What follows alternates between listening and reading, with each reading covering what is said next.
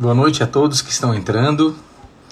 Daqui a pouco a gente vai começar mais uma live da Assiste Vida, né, a primeira do ano.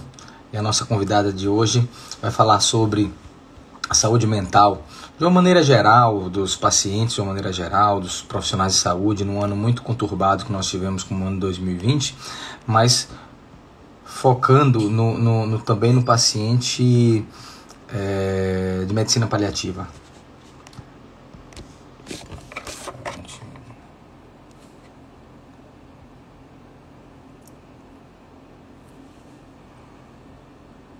Fazer o convite aqui para Dani, que ela já entrou.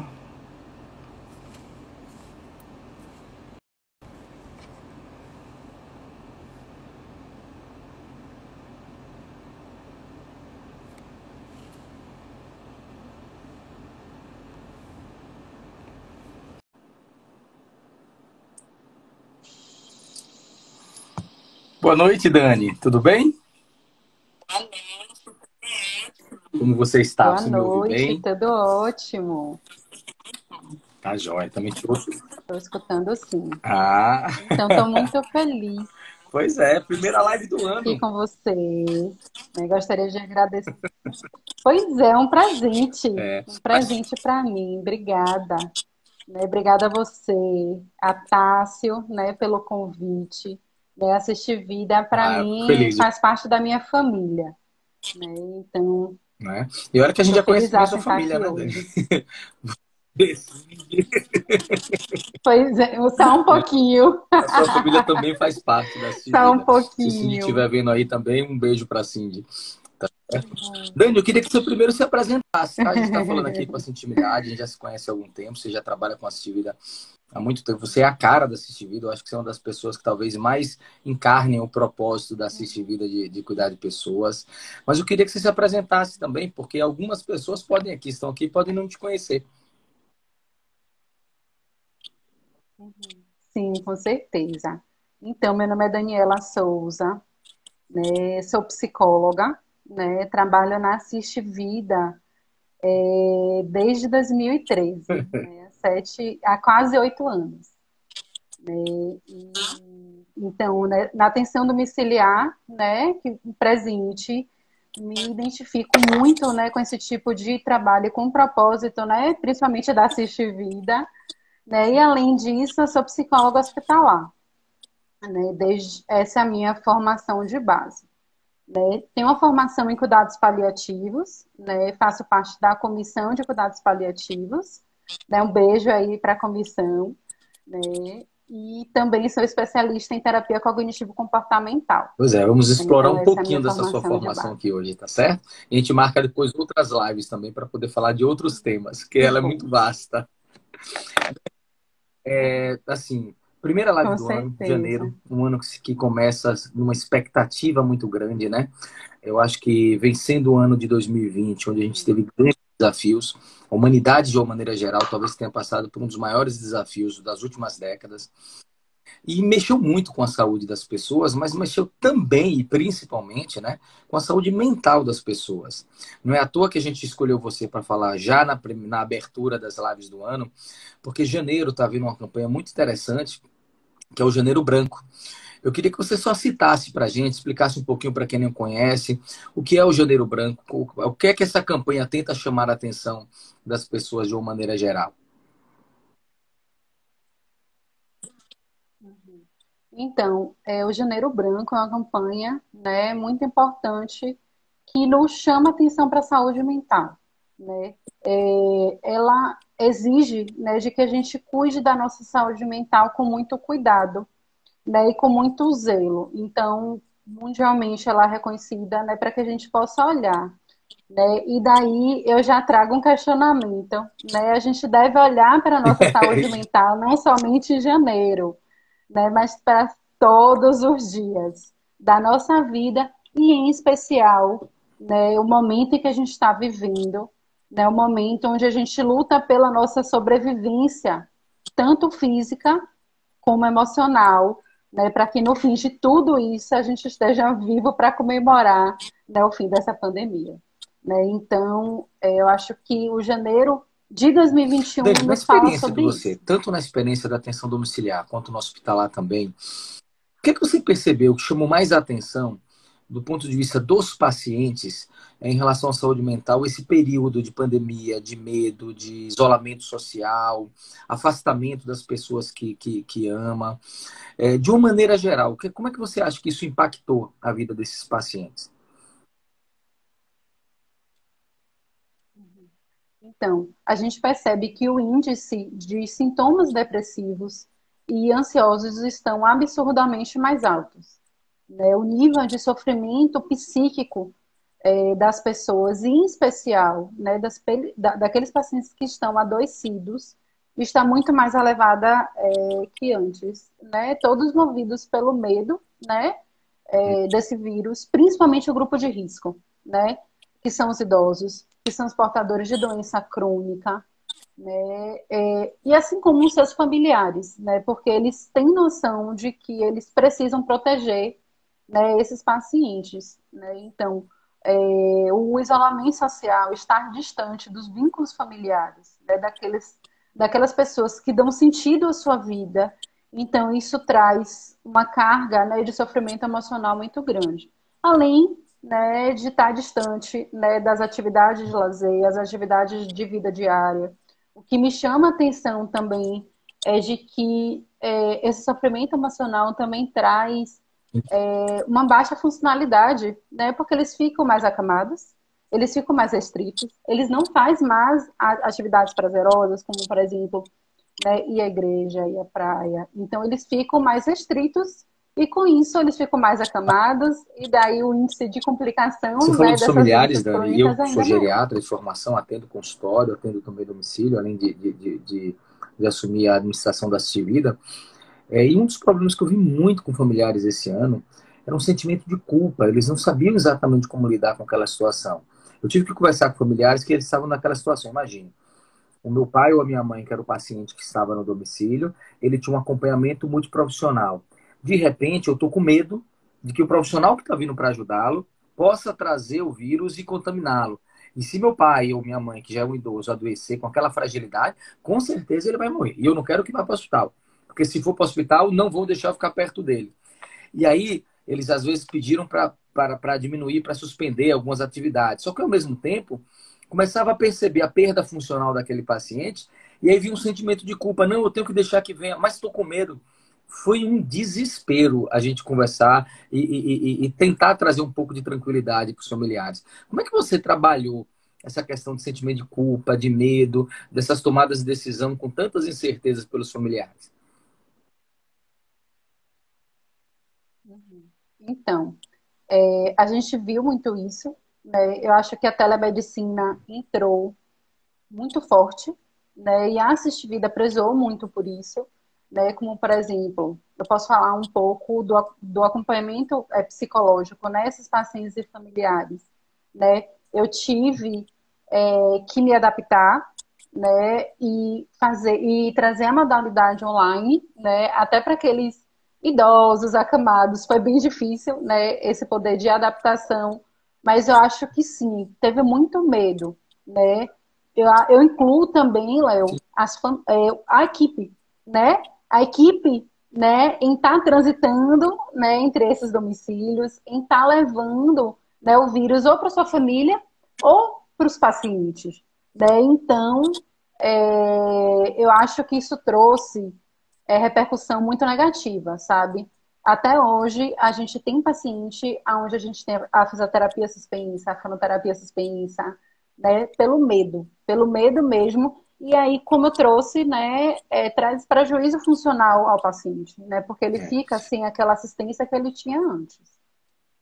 Então, a gente vai mediando com a família, vendo o melhor momento, né, da reintrodução de cada Uhum. profissional, muitas vezes não na mesma frequência, né? Muitas vezes a gente teve que reduzir Sim. a rotatividade dos profissionais também, né?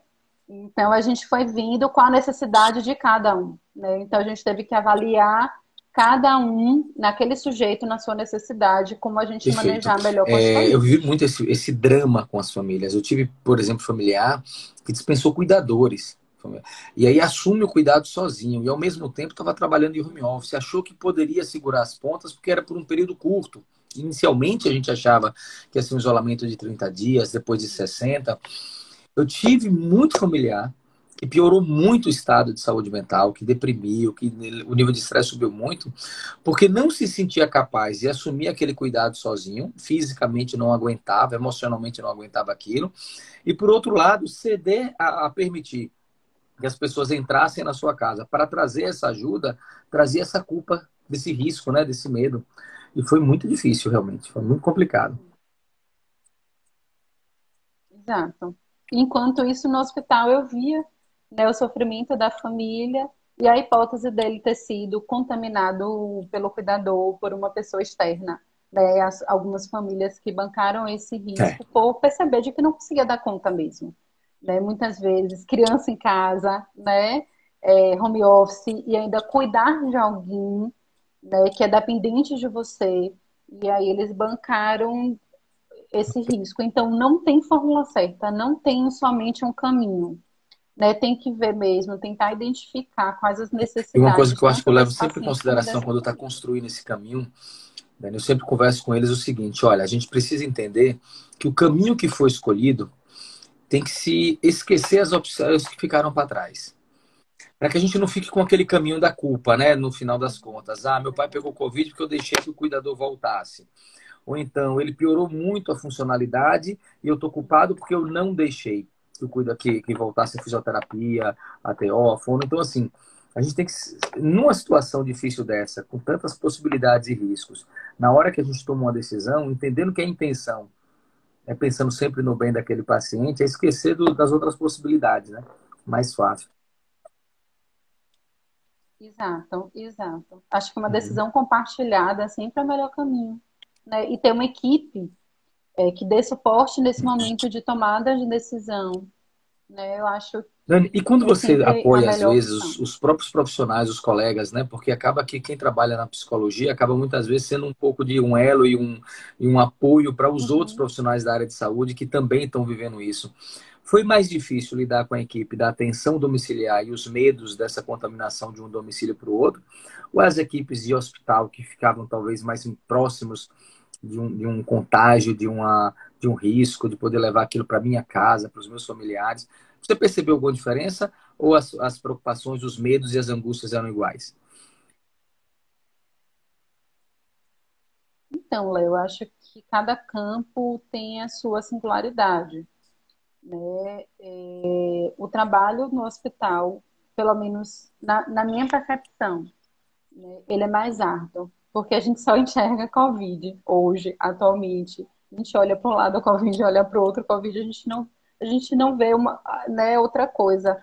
A parte não Covid, ela está cada vez menor, principalmente nesse momento.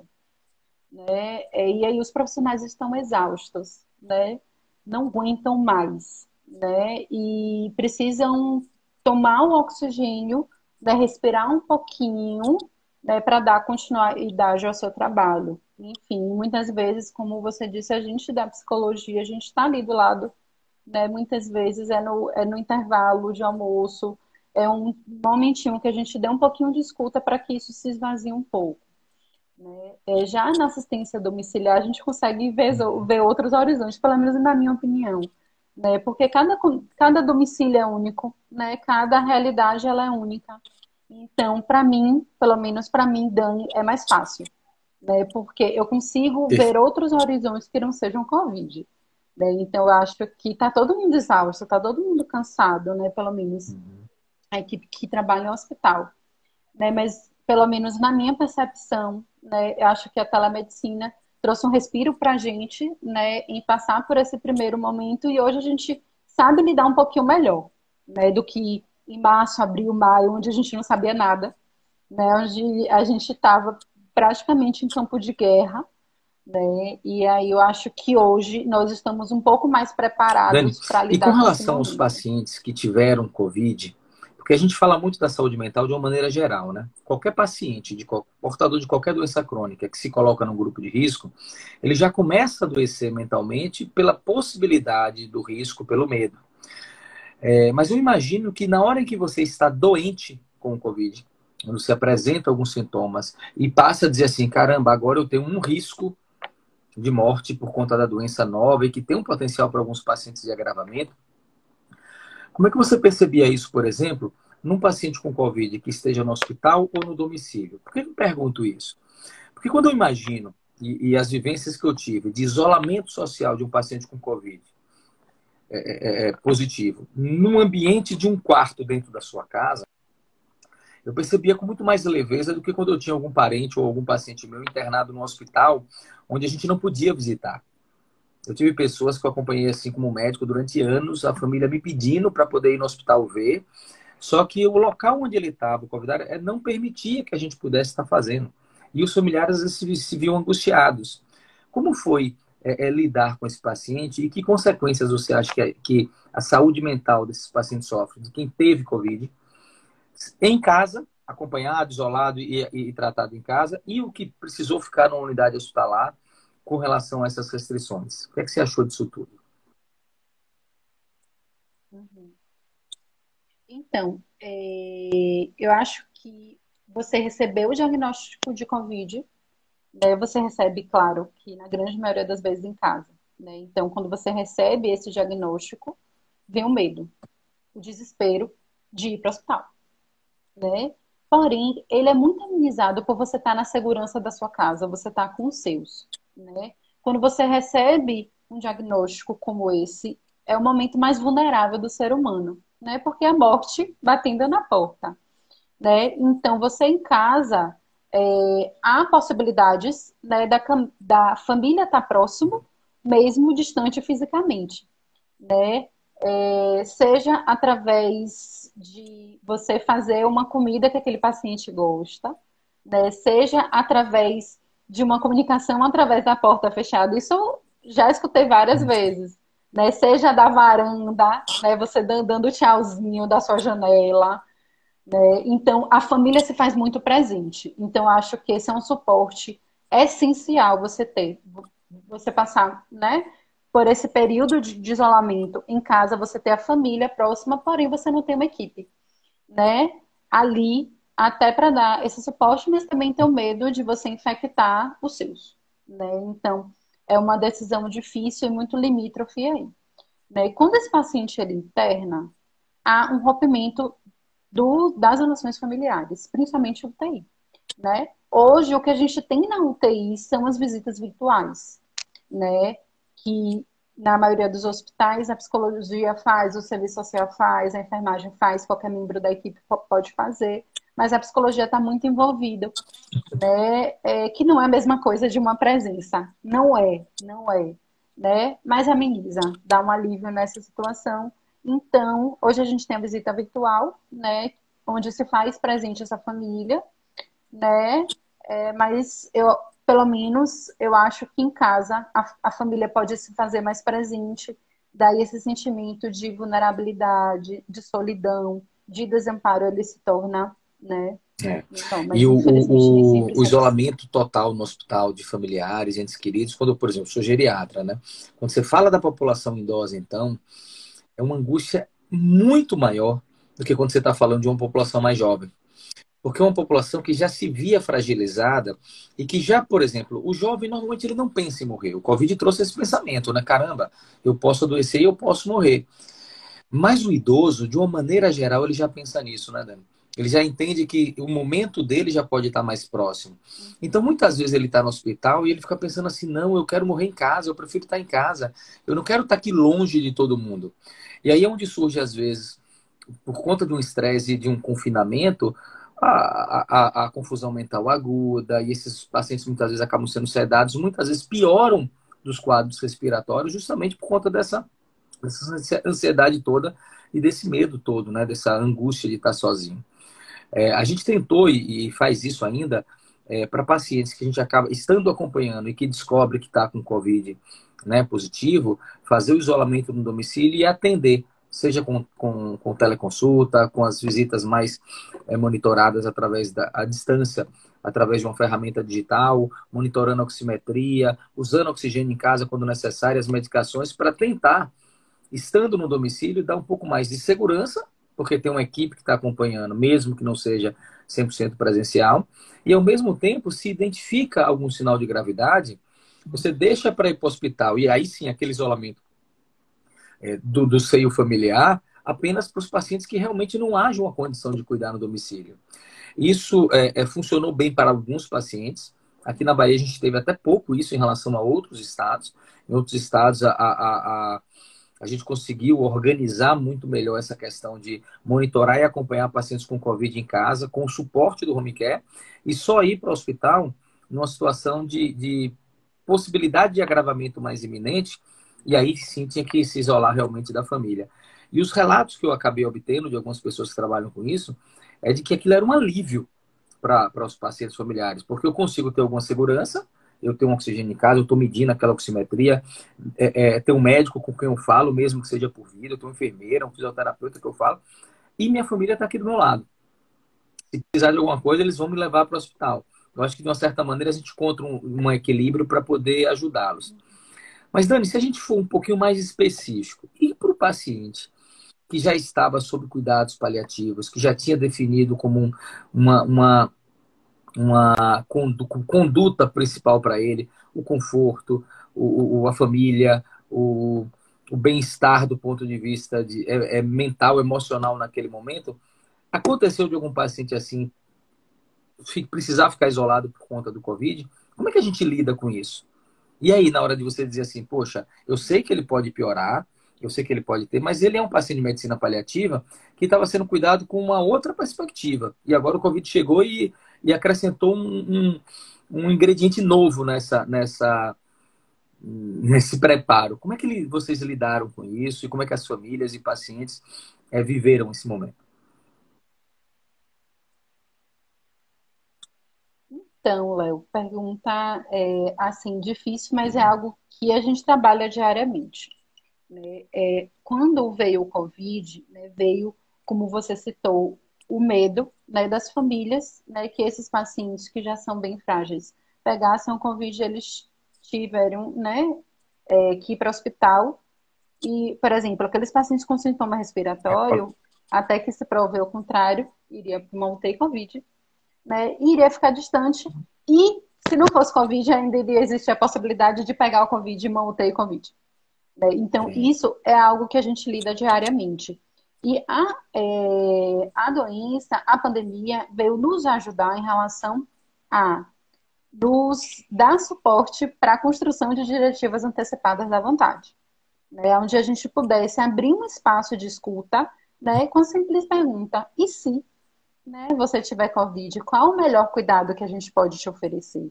Né? E na grande maioria dos pacientes, eu não quero ir para o hospital. Né? E a partir disso, a gente trabalha com as famílias, e se não ir para o hospital, a gente oferecer esse suporte em casa. Né? Até porque os pacientes frágeis, a gente sabe de que a possibilidade de um retorno com uma boa qualidade de vida, com o mesmo status funcional, é muito pequena. E a gente trabalha isso com o paciente mesmo e com a família. Então, é como se a pandemia nos abrisse, né, um novo espaço, né, para que a gente pudesse trabalhar, né, em relação às diretivas antecipadas. E Tati está aqui me dando Ela tá dica, de né? férias, Tati, um agora ela beijo. fala Você que está tá de um férias, mas beijo. está ligada. Pois é. Pois onde a gente fez muita reunião familiar, né? Pelo Zoom. E aí, inclusive, para falar um pouquinho sobre isso, né? Para falar sobre as diretivas antecipadas, para falar e se esse paciente tiver uma suspeita de Covid, né? Qual o melhor cuidado que a gente pode oferecer? A gente vai transferir esse paciente para o hospital, né? Qual o risco disso? E como é que a gente pode oferecer esse melhor tratamento em casa, se esse for o desejo do paciente? Né? Então, o Covid veio para nos dar um Acaba amparo muito legal em que relação a faz isso. com que a gente enxergue ferramentas que antes a gente não enxergava, né? Então, eu vi os relatos de vocês fazendo medicina paliativa com paciente em Jequié, apoiando a equipe de Jequié através dos atendimentos da equipe de medicina paliativa através do vídeo. Eu digo, olha que coisa fantástica. A gente achava antes que quem pensava em telesaúde algum tempo atrás, telemedicina, que essa questão da digitalização poderia tirar aquele contato mais próximo, olho no olho, porque Trabalhar medicina paliativa é trabalhar muito comunicação. Comunicação difícil, mas sempre verdadeira, né? E a gente sempre que quer conversar com alguém numa conversa um pouco mais difícil, a gente quer estar do lado, né? Porque a gente quer poder pegar na mão, olhar de perto para a pessoa. E aí o primeiro Com impacto que a gente tem é que, por vida, isso é impossível. Eu ficava imaginando, reunião familiar para trabalhar de medicina paliativa, onde cada um tem história, tem dores, tem perguntas, tem dúvidas, tem o desejo do paciente. E você coordenar tudo isso numa sala virtual, e a gente viu que funcionou, né, Dani? Funcionou bem. Exato. E pelo contrário, a gente trouxe, né, pessoas, filhos que moravam em outro estado, né, que seria impossível estar ali presente, né, para participar, né? E o mais legal é que em várias reuniões familiares o próprio paciente ele estava presente, né? Até porque o nosso paciente de cuidados paliativos não é aquele paciente que está em fase ativa de morte, né? Quanto antes a gente inicia essa abordagem, melhor. Então, grande maioria, né, são pacientes lúcidos onde tem plena capacidade, né, de autonomia, onde eles participavam dessas reuniões familiares e Isso da é tomada incrível. de A decisão. gente aprendeu muito com a ferramenta da digitalização da imagem, né? Na teleconsulta, nas reuniões. Eu costumo dizer que na Assiste Vida, um dos maiores ganhos que a gente teve com a pandemia é que, como é uma empresa que está presente em vários municípios diferentes, a gente conseguiu agregar todo mundo. A gente tinha muitas queixas, às vezes, de colaboradores, que dizem, poxa, às vezes eu me sinto um pouco esquecido aqui em Vitória da Conquista, que eu não consigo estar participando de tudo, ou não estou sendo visto pela empresa. E com o digital está todo mundo junto. Estamos todos próximos.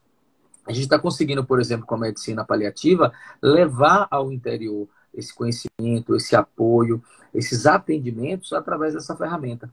Eu fiquei muito feliz quando percebi que a gente estava descobrindo um caminho de multiplicar esse diamante que a gente tem nessa vida, que é a medicina paliativa, né? Que é um dos nossos diferenciais. Fiquei muito feliz com isso.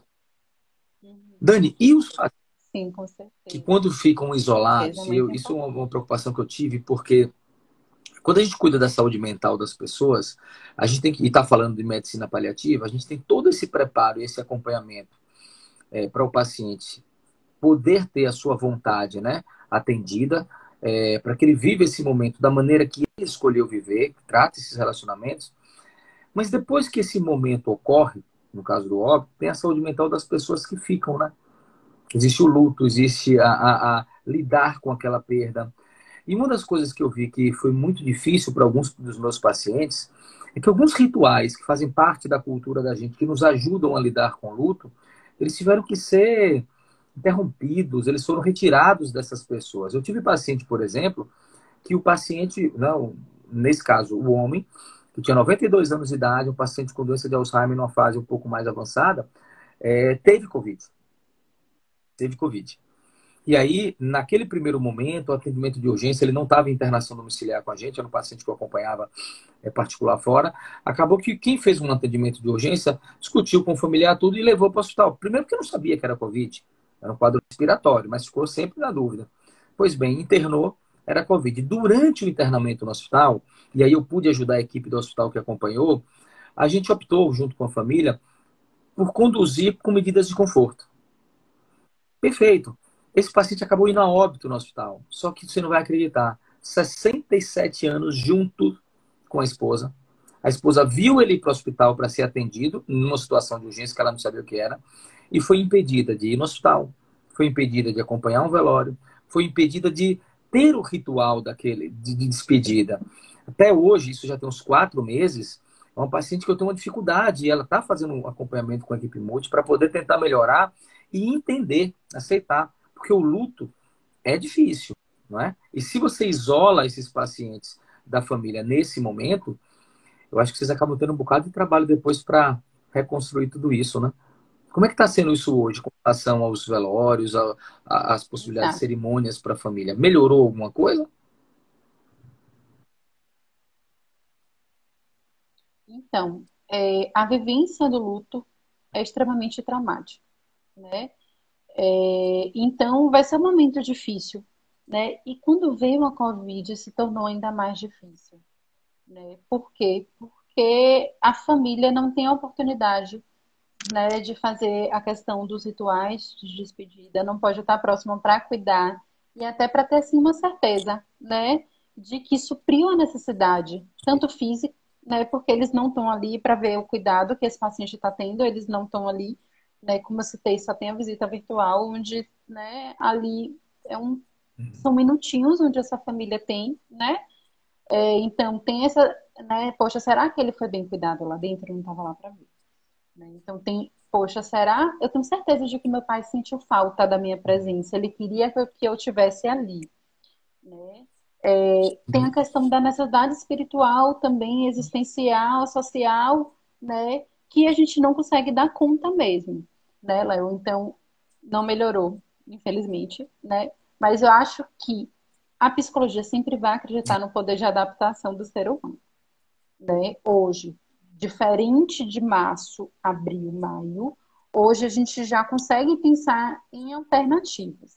Alternativas essas que nada vai substituir a presença, né? Mas eu estava lendo um artigo, né, que fala sobre rituais de despedida online, né? Aonde a missa ou o ritual religioso, ele é feito de forma online, né? O funeral, o ritual, ele é online também, onde há a mínima possibilidade da família estar presente ali, né? Mas eu acredito que em pouco tempo a gente vai estar falando sobre, o que a gente conversou um pouquinho antes, né, Léo, sobre essa terceira onda interrogada, né, que é o aumento drástico, né, de doença mental, né? É o adoecimento mental mesmo, porque vão os lutos, e Uhum. muitas vezes lutos não reconhecidos, né? Ah, não, porque tem, sei lá, 1 ano, 2 anos que perdeu aquela pessoa, mas a pessoa ainda está lutada porque ela não teve a mínima oportunidade, né, de trabalhar aquilo dentro de si, né? Enfim, e sem falar, né, naquelas pessoas, eu estou vivendo isso atualmente, né, onde está a família toda adoecida. Tá o pai, tá a mãe, os irmãos, né, inclusive os internados juntos. Né? Imagine você perder ao mesmo tempo seu pai e sua mãe, ou seus filhos, ou irmãos, entende? Então, essa é uma realidade que eu não sei como é Do que vai mesmo jeito ser daqui a que não 6 meses, um sabia, ano, ainda não sabe como é que a entende? pandemia iria evoluir do ponto de vista da parte clínica, né? Eu lembro que em março a gente tinha um conceito, pensamento em relação ao quanto tempo deveria ficar em isolamento, como as coisas voltariam ao normal, o contágio. Por exemplo, eu lembro de períodos em que se dizia que não devia usar máscara porque as pessoas não estavam habituadas a usar máscara e de ficar manipulando levariam muito a mão ao rosto e se contaminariam mais. Depois houve a percepção de que a máscara gerava uma proteção. Houve períodos que a gente dizia assim, ó, não pode sair de casa de jeito nenhum, depois percebeu que estava fazendo tanto mal algumas pessoas no isolamento muito restrito, que começou a dizer, olha, atividades ao ar livre, sozinho, sem grupos, etc., você vai poder fazer. Então, a gente foi descobrindo, no ponto de vista clínico, o meio termo para algumas situações. Para a saúde mental, é como você diz, a gente não sabe o tamanho dessa onda que vai chegar. Porque as pessoas que hoje ainda estão numa fase de sofrimento mental, Uhum. na hora que cair a ficha, né, na hora que passar primeiro o medo de morrer, eu sobrevivi àquilo. E a vacina às vezes traz umas perspectivas nesse sentido, apesar de não ser uma cura, mas a possibilidade de você ter uma evolução melhor, vai vir um contingente de pessoas ansiosas, com depressão, com sintomas físicos, somatizando, e que às vezes você não vai conseguir associar, se não procurar um profissional adequado, que isso tem relação com algo que aconteceu, porque, como você diz, o meu período de doença, o meu período de luto, o meu período de isolamento tem 6 meses, tem 1 ano, tem 8 meses, e as pessoas vão estar adoecendo depois. E a gente não sabe. Exato. E assim, eles vão ser Sim. obrigados a voltar para uma rotina, né? Uma rotina essa que está parada em março, né? Então, voltar para uma rotina sem aquela pessoa, né? A vida continuar sem aquela pessoa, né? Então, por exemplo, esse caso aí que você falou, né? É dessa idosa, 67 anos de casado. Então, provavelmente os filhos estão muito presentes agora, todo o cuidado, né? Mas o tempo vai se passando e os filhos vão retomando algumas coisas, né? Então fica o vazio, fica aquele espaço, né? E como eu disse, eu sempre vou acreditar na capacidade humana de adaptação, né? Então, é, essa idosa ela vai ter que buscar um novo E sentido sem para a vida ter dela, finali- né? Pois é. E Mesmo, sem sei ter lá, finalizado, 80, Vinícius, de uma 90 maneira anos. que permitisse ela fechar o ciclo de uma maneira, vou dizer correta, mas assim, menos dolorosa, para poder ela dizer, agora eu começo um outro, né? É como se ficasse uma coisa pela metade, a necessidade de começar a outra. Sim, E verdade, você fica meio. E muita pessoa. verdade. Ô, Léo, só uma observação. Você me perguntou se tem alguma diferença, né? Mas eu vou citar uma que eu estava aqui pensando, né? Alguns hospitais já permitem visita presencial, né, quando aquele paciente está em cuidados paliativos.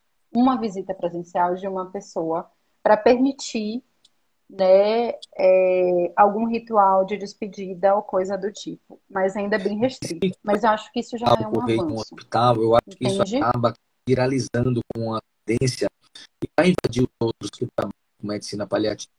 Eu vi isso quando a medicina paliativa começou a surgir. A gente fala medicina paliativa é uma das coisas mais antigas que existe, porque a medicina Uhum. surgiu para paliar no início, mas essa questão mais moderna de medicina paliativa, multiprofissional, presente nas UTIs, nos espaços dos hospitais, ela é um pouco mais nova. E a gente percebeu que quando um determinado hospital começava a permitir algumas situações que favorecia um cuidado melhor, mais adequado, rapidamente a equipe que estava no outro hospital via aquilo e brigava para implantar. Eu costumo dizer que as equipes de medicina paliativa dos hospitais, eles gostam de comprar uma briga Exato. no sentido de conquistar algo para os pacientes deles, né? Então eu não Uhum. vejo, tá certo? Sim. Existe, Até por desde que a pessoa que vá participar desse diga. momento, aquele familiar querido que está ali, ele entenda que existe um risco de contaminação para ele e que o hospital vai dar todas as ferramentas possíveis para evitar, mas que existe e ele aceita, eu acho que é um direito de escolha que ele tem. Né? Como você, por Sim, exato. Os protocolos, eles são bem engessados, né?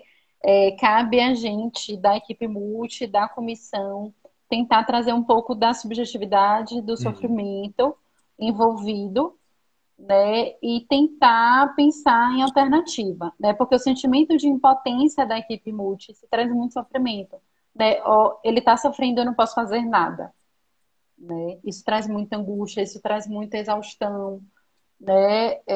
Enfim. E aí pensar em alternativas junto, né, com a instituição, acho que é o melhor caminho, né? O que é possível hoje para esse paciente, para esse sujeito, para essa família e tentar buscar alternativas, né? Então, a permissão de uma visita de uma pessoa, né? Em casos bem específicos de paciente, porque senão o que é exceção vira rotina, e aí não Exatamente. pode, e a gente perde a razão, né? Aí suspende tudo, não pode. E aí eu acho que para esses casos, sim, a gente precisa pensar em uma estratégia. Perfeito. Então isso está um pouquinho diferente, sim. Uhum. Outra Acho coisa que eu percebo uma também, mudança Dani, assim, importante. apesar da gente continuar com muito medo, né, é um risco a vida das pessoas ainda. Eu acho que, pensando muito nessa capacidade de adaptação que você reconhece bem que o ser humano tem, a gente está aprendendo a lidar de uma maneira mais leve. Por isso que eu acho que esses protocolos, aos poucos, eles vão começar a ser quebrados da maneira correta para permitir que aquele ganho ele é maior do que aquele risco. Então, nesse ponto vale. Esse ganho é maior do que o risco. Nesse ponto vale. Porque hoje a gente já, por exemplo, no início, em março, em abril, minha esposa trabalha em hospital também, o medo da contaminação e o medo de morrer era tamanho, e os protocolos de segurança, os profissionais, por exemplo, que trabalhavam em UTI, eles usavam fralda, porque o maior risco de contaminação era na troca da paramentização, dos cuidados, né? Fugiu a palavra agora, dos EPIs, pronto. Então, o que Dos acontece? Para EPIs. evitar aquelas trocas e ficar um tempo muito longo, acabavam trabalhando. Então, as pessoas ficaram assustadas. Quando a gente começou a falar agora de segunda onda, ela estava comentando que algumas pessoas estavam desesperadas e, meu Deus, vai voltar aquilo tudo de novo. Quer dizer, então quer dizer que agora a gente já não estava daquele mesmo jeito, né? Se a gente está preocupado de voltar a ser daquela maneira, é porque a gente já encontrou um cuidado intermediário entre aquela proteção excessiva para tentar se proteger de qualquer maneira e algo que é confortável, que permite um mínimo de conforto no trabalho, né? A gente encontrou um meio termo. E eu acho que para cada situação desses protocolos, esse meio termo ele vai ter que ser encontrado. No domicílio a gente fez isso, né? No domicílio a gente foi fazendo isso. Sim, sim. E quando a gente fala em cuidado paliativo, É. né, que não existe um protocolo fixo, O princípio, né, são né? princípios, A cada né, paciente. que nos embasam. Exato, a gente precisa avaliar cada sujeito, cada necessidade, cada família, cada dinâmica É. e muitas vezes cada equipe também, né? Então, eu acho que o cuidado paliativo, né, é bem específico, né? Nesses casos a gente vem acrescentar A nesse cuidado, psicologia sim. foi talvez a primeira especialidade na área de saúde que começou a utilizar a ferramenta da consulta por vídeo. Vocês são pioneiras na utilização dessa ferramenta, e por isso que quando começou a pandemia, inclusive o pessoal da psicologia tinha muito mais traquejo, sabia lidar melhor, já existiam programas específicos para estar ajudando, do que, por exemplo, os médicos, que só foram liberados para poder fazer isso durante a pandemia, ainda em regime de exceção, e outras especialidades que também ainda não tinham regulamentado isso. Você acredita que esse tipo de ferramenta, passada essa pandemia, fica do ponto de vista de psicologia e para medicina paliativa? Porque eu vou preferir sempre que possível que, se eu puder ter essa pessoa do meu lado, que esteja do meu lado. Mas eu fico pensando naquele paciente lá, de que é que vocês ajudaram, de um outro paciente, Paulo Afonso, onde não tem.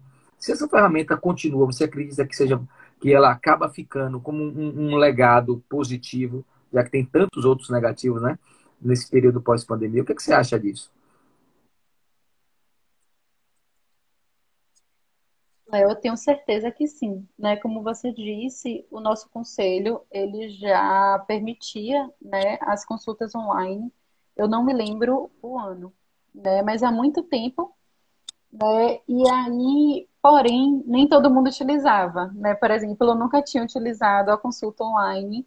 Eu sempre preferia presencial, porque eu sempre fui muito de contato, de afeto, de presença, né? E aí, quando veio a pandemia, a gente não teve opção, né? Tanto em relação ao home care, tanto em relação ao hospital, né? Porque a família não pode comparecer ao hospital e muitas famílias estão, né, naquele período de isolamento, né? Então, eu tenho certeza que sim, né? Porque quando...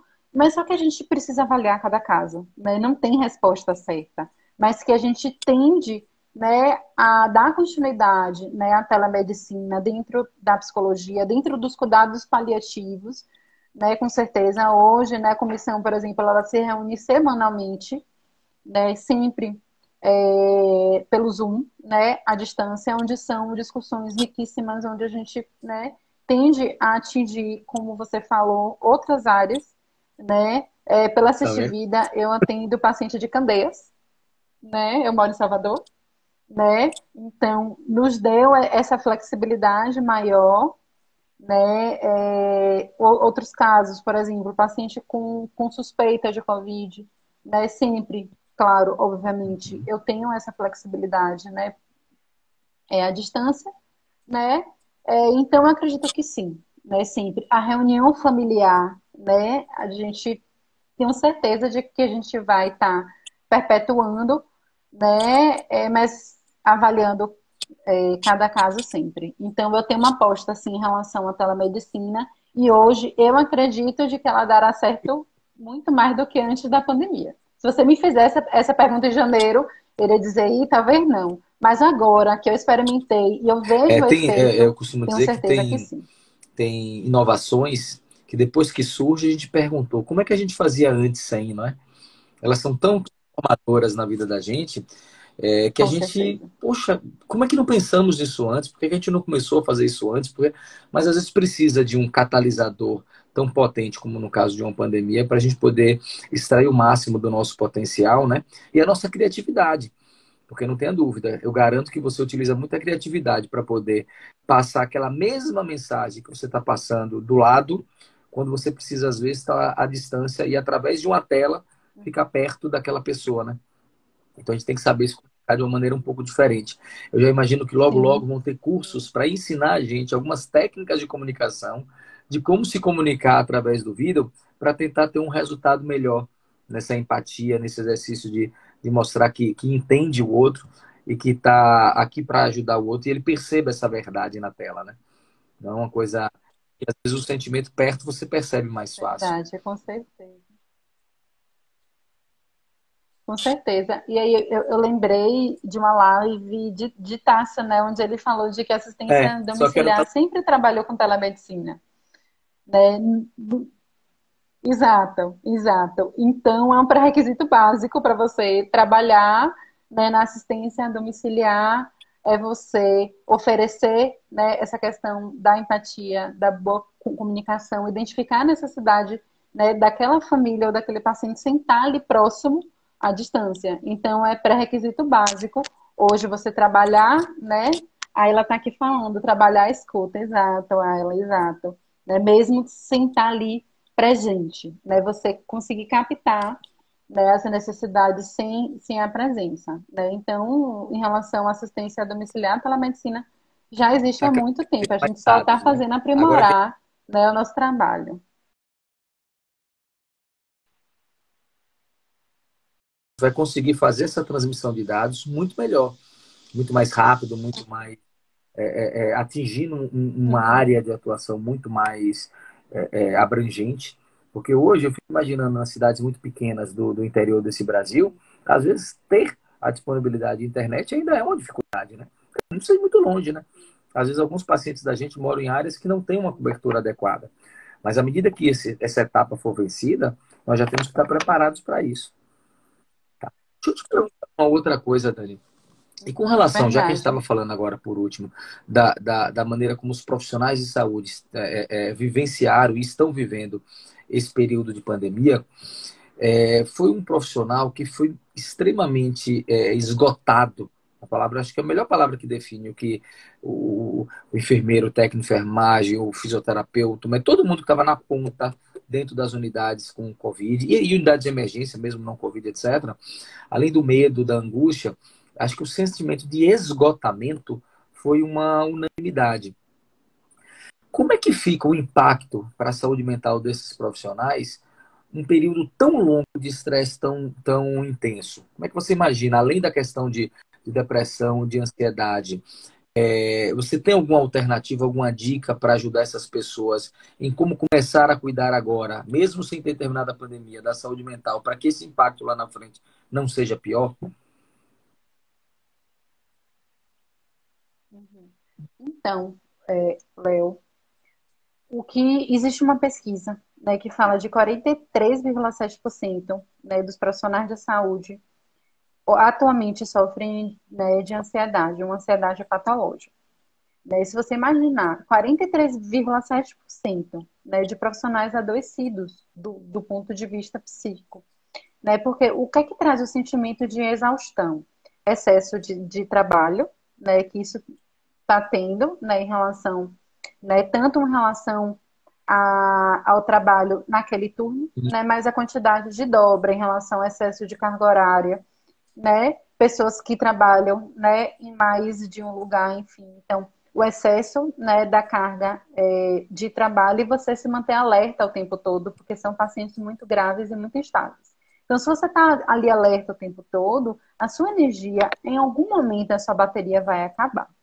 Né? Então, você perguntou em relação à dica, né? A dica é a gente tentar recarregar essa bateria de alguma forma. Né? Tati se citou aqui, né, que eu vi autocuidado. Ela falou a palavrinha mágica. É olhar para si. Né? Nos momentos em que eu não estou no trabalho, o que é que eu estou fazendo do meu tempo? Né? E como é que eu posso, né, recarregar essa bateria? E cada um vai recarregar de uma forma, né? Seja estando com a sua família, né? Seja fazendo alguma coisa que lhe dê muito prazer, seja fazendo atividade física. Ela falou aqui, autocuidado, né? Estratégias individuais e da própria equipe. Exato. E Tati, ela comanda um grupo de autocuidado na própria CIST, que a gente vai retomar, se Deus quiser, agora em Certo. 2021, mesmo na modalidade online, né? Pois é. Então, autocuidado é a palavra-chave, né? É como aí ela falou que através da arte, exato, exato, né? Cada pessoa busca, né? Eu sou da atividade física, viu? Não sobrevivo sem ela e sofri bastante nesse período de isolamento, né? A atividade física é princípio básico para mim, é quando eu deixo todo o meu estresse, né? Mas cada pessoa ela lida de uma forma, né? Além, claro, né, de em alguns casos o processo de psicoterapia é muito importante, né, para trabalhar suas questões, né, que vão também além do trabalho, né? Se a minha vida pessoal não tá bem, no trabalho também não vai estar. A Jéssica falou aqui yoga, né? Exato, cada pessoa meditação, enfim, cada pessoa precisa buscar a sua forma de recarregar a bateria. Se a gente não olha para isso, a gente adoece e tem a síndrome de burnout, né? Que fala exatamente sobre isso, né? Sobre o adoecimento psíquico dos profissionais de saúde, onde o sentimento de É. exaustão é o maior E sintoma. lembrar que a gente não precisa esperar acabar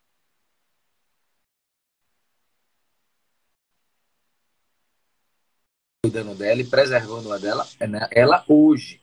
Para que lá atrás a gente não tenha essa onda tão impactante que a gente acaba esperando com as complicações e como colocou um pouco mais cedo aí, como foram as sequelas Exato. mentais da pandemia. Então essa necessidade do Exato. E o isso. Janeiro Branco ele fala sobre prevenção também, né? No momento em que a gente olha para o autocuidado, para a saúde mental, a gente fala sobre a prevenção, né? Dani, o papo tá ótimo, É só bem que tá legal. acabando o nosso horário, tá certo? E nós temos agora 3 minutos para poder encerrar, Uhum. encerra automático. Eu queria que você aproveitasse esses 3 minutos e deixasse uma mensagem final para essas pessoas que estão aqui assistindo e que viveram conosco esse ano de 2020 tão difícil. Qual a mensagem que você deixa aí para a gente? Então, 2020 foi um ano bem difícil, né? Mas se a gente não tiver esperança, Léo, se a gente não tiver sonho, a gente não vive, né? Por mais que seja difícil a gente olhar para um 2021 e não ver uma vacina, né, logo de cara, né? Porque a Claro. gente sabe que vai demorar. Enquanto isso, o que é que a gente pode fazer para que o nosso primeiro semestre de 2021 seja melhor do que o de 2020? Né? Então, ter esperança sempre, né, de que a gente vai sobreviver, como eu disse, tanto fisicamente como emocionalmente a essa pandemia. A gente precisa ter uma certeza interna de que ela vai acabar, né? E como a gente vem falando, né, sobre essa questão do autocuidado físico, emocional, social e espiritual, né, da equipe, do Obrigado, paciente Dani. e da Lembrando que para esse família. autocuidado não precisa aglomerar, apesar da nossa vontade de estarmos todos juntos. Ele pode, Com certeza. lembrando a nossa amiga Paty Mota aqui, né? Com Não certeza. vamos aglomerar, tá certo? E eu sou muito otimista em relação sou otimista em relação a tudo, mas sou muito otimista em relação a 2021. Eu acho que esse problema nós vamos realmente viver, de um problema de saúde mental muito grande e principalmente, como a gente discutiu muito isso, concentrado nos profissionais da área de saúde. Então, nós, como trabalhamos numa empresa de saúde, nós poderemos ter vários colegas adoecendo nesse período, tá certo? E a gente tem que saber como lidar com isso. As empresas têm que estar preparadas com alguns planos de contingência de apoio para essas pessoas, né? Os hospitais têm que estar preparados para isso, porque é fato que isso vai estar acontecendo. Mas eu estou muito otimista que eu acho que a gente vai saber lidar com isso, tá? Eu acho que isso é uma coisa que a gente aprendeu muito nesse período aí de pandemia, uma questão de solidariedade, de olhar um pouco mais para o outro também. Eu acho que isso também deu uma exacerbada na gente, né? Isso é uma coisa boa que aflorou um pouco mais nesse período da pandemia, e isso vai nos ajudar muito em 2021, tá bom? Obrigado, Dani, por esse bate-papo, obrigado por essa Com sua presença certeza. aqui iluminada, tá? Muito bom Nada. falar contigo. Obrigado a todos que aí participaram Uhum. com os comentários. Não tiveram perguntas, tiveram muitos comentários, que ajudou muito na conversa da gente, tá bom? Lembrando que essa live vai ficar gravada, tá? É só acompanhar lá no Instagram da Assistivida, ele vai estar gravado. E aí vocês podem ouvir isso novamente. E a gente vai fazer outra, viu, Dani? Porque aquele curso aqui, já me deu vontade Com de falar um certeza, pouco só sobre perdas marcar. cognitivas, como a gente vai trabalhar isso aí. Então, a gente vai ter assunto para tratar depois, tá bom? Uhum, Tchau, gente, uhum, e com se cuidem. E certeza. Estou um bom janeiro disponível. branco para todos. Tchau, tchau, gente. Boa noite.